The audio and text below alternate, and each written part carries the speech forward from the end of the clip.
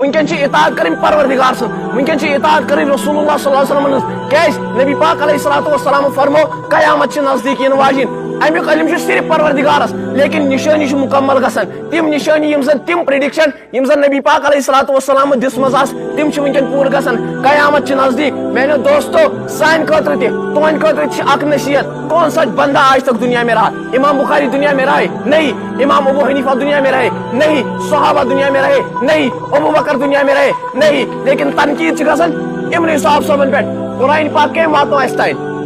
قرآن پاک کم واتنو اس تین، دین پہ محنت کس نے کی؟ ہم نے کی، آج کے مولویوں نے کی، کسی نے نہیں کی، صحابہ نے کی۔ جو صحابہ کا غدار وہ نبی پاک علیہ الصلوۃ والسلام کا غدار، میں صاف بیان کرتا ہوں جو صحابہ کے خلاف ہے میں اس کے خلاف ہوں، چاہے میرا سپورٹ میں کوئی ہے یا نہیں ہے۔ جو صحابہ کے خلاف میں اس کے خلاف، جو ابو بکر کے خلاف میں اس کے خلاف، جو ابو بکر پہ بات کرے گا میں اس پہ بات کروں گا، جو امیر معاویہ پہ بھوکے میں سنتا رہوں گا کبھی نہیں، جو امیر معاویہ کے خلاف میں اس کے خلاف، اور امیر معاویہ کے خلاف تو کچھ جس کو دین دنیا کی پتہ نہیں۔ اللہ کی قسم اگر کلمہ یاد نہیں ہوگا ابو حنیفہ پر تنقید کرتا ہے، ابو حنیفہ پر الزام کرتا ہے۔ ہم دنیا میں اسی لیے آئے ہیں، میں اسی لیے دیندار، میں اسی لیے دین پڑھا تاکہ میں دفاع کروں صحابہ کا، کیا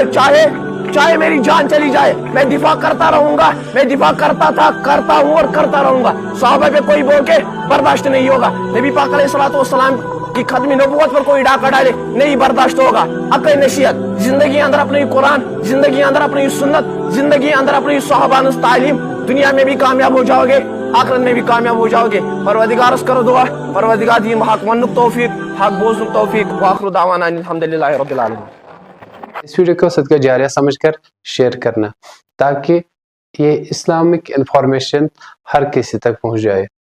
کیونکہ اسلامک انفارمیشن ہمارے لیے سوشل میڈیا میں پہنچانا ضروری ہے۔